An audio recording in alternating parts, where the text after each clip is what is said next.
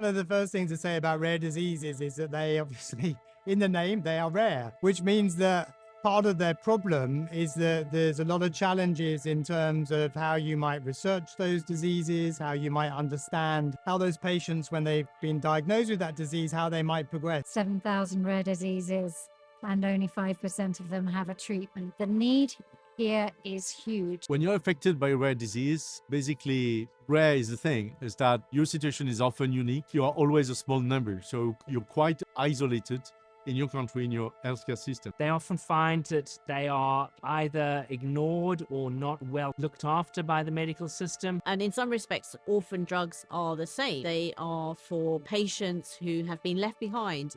They haven't been recognized. They haven't been understood. You have to make much greater efforts in the rare disease space to try to get the data that you need to make a difference. We all want to win on behalf of every single individual that's affected. And that is the ultimate goal, to give rare disease patients a voice to be heard and for them to have accessible and sustainable treatments. We've supported the World Orphan Drug Congress very rapidly when it was created. It's important for us to have a forum where we can discuss the different aspects from research, regulatory, market access, and where we bring also other stakeholders like the clinicians or the researchers or the regulatory agency. But the second very important aspect for us is that we can bring patient representatives to the Congress. World Orphan Drug Congress is a great platform to share with the community, share all of the great work that's happening within this community, and show the multi-stakeholder collaborations that do exist and that make a difference for people's lives. You bring together many different experts, patients, industry together, and really you have that opportunity to share ideas, hear other speakers, really understand what is the state of the art. And that really does move the field forward. This has been running for the past 14 years. It's a fantastic platform for all stakeholders to come together, whether you're a patient representative, someone from the government HTA agency, academia, pharma, biotech, in any way or shape or form that you're supporting the rare disease community.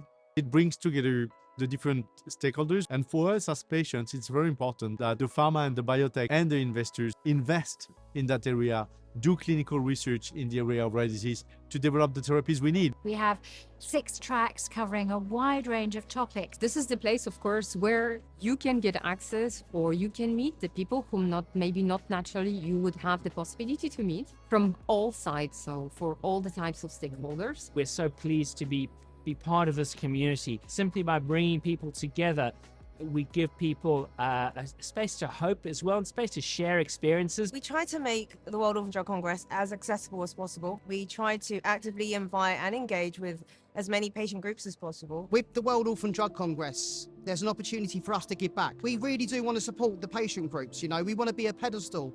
We want to be a rooftop for them to shout from. We want them to meet the pharma and the biotechs. We want their voices to be heard. I want them to, you know, be more proactive in sharing with us their journey, for them to be part of the advisory board, the agenda, you know, the meeting. They're really the heart of it. This event is great, not only for networking, but it's great for the patient groups to talk to the pharma about the issues that they're facing. It's magnificent, and to me, you can't beat that. Collaboration is the essence of what we do.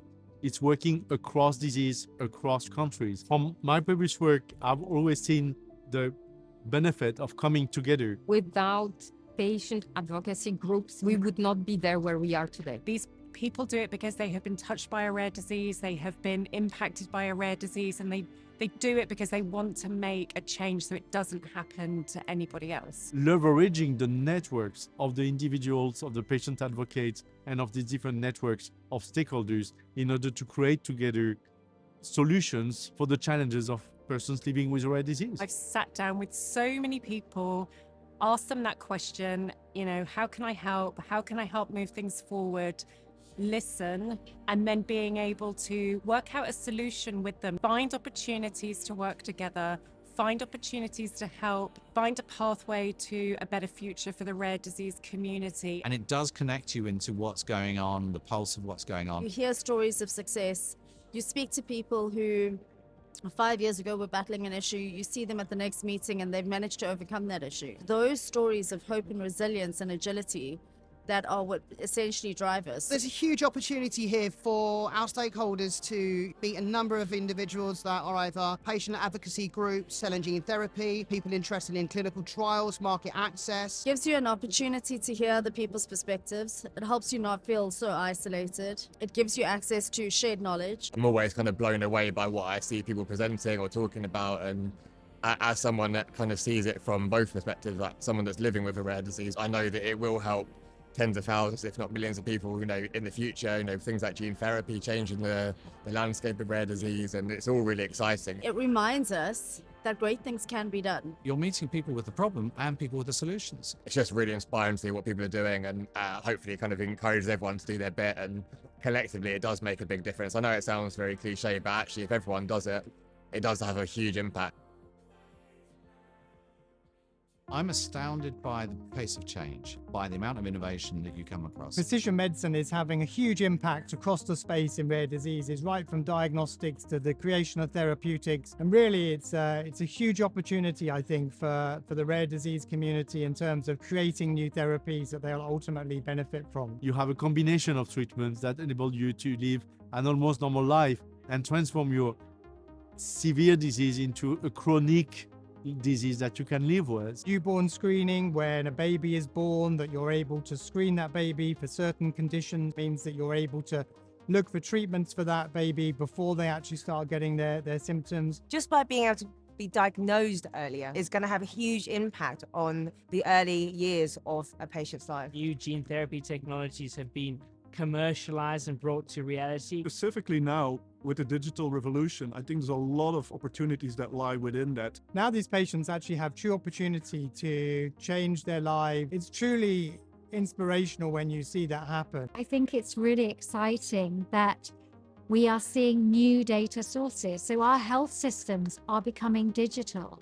So having a much more personalized approach to developing the medicine. We are seeing apps that are being developed that are used by patients and just collecting data without them having to do anything. So now we've got this end-to-end pathway that we can get better diagnostics, we can understand better about the disease, and then we can use digital approaches, in silico approaches, so computer approaches, to help design new treatments. Science and biological technologies are just accelerating at such a rate that we're starting to be able to really imagine new futures for people. That is just inspiring and incredible.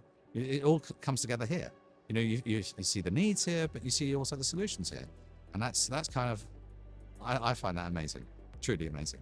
And you learn from other people in the panel, you learn from other people in the audience, and then you're able to take that away in your own practice and really ensure that you can help the community as much as you can by developing those medicines as quickly and as safely as possible to ensure that those benefits really do reach patients as much as they can in the future. There are lots of people in the ecosystem trying to deliver good things for the right reasons. And this is something that is really very important and which actually gives the necessary also hope and the empower us to work and to support the rare disease community. Yeah, hope is a really special word, isn't it? And I think, for a large proportion of rare disease patients, actually that's still where they are actually, is hope. The World Orphan Drug Congress is full of hope for when it comes to these patients, because we're putting everybody in the room together. Right, they can all have that discussion. Being more open about my mental health has been a massive game changer. Like, that's something that I never did, and I'm very lucky that I can access that. I've given myself hope by using the negative experiences and all the rubbish stuff that I've had to deal with and turned it into hopefully being quite resilient. We're not going to go on like that, isolated and weak. We're going to come together and have a voice for the 30 million people so that we cannot be ignored. So we've got to fight for everybody, because the thousands of different rare diseases and the millions of people worldwide, they all deserve a chance, the very best chance. And we can speak at the global level with a voice for 300 million people living with rare disease. But you know what? There is maybe 200 million of them who don't even know that they have a rare disease yet, because they are not diagnosed and because they are still ignored. So that's what we're trying to change. So when you are in that community where you see all the fantastic achievements we can really measure every month, every year, And obviously, every decade, you don't want to get out of that community when you're into it, because you know you can create a chance for the people to have a better life. The fact that we can be building momentum year on year shows that we're advocating for the right things. There's nothing that can beat that. These people are hopeful, but the great thing is that hope can become a reality. And it's here at the World Orphan Drug Congress that we can hopefully provide that reality and connect the two together. Because honestly, I think that the rare disease community is unique, and I've never ever met so many passionate and committed people than in the rare diseases community. And this is what I think makes everybody, you know, just to continue, because it's really a beautiful story, and at least you feel that you serve something important.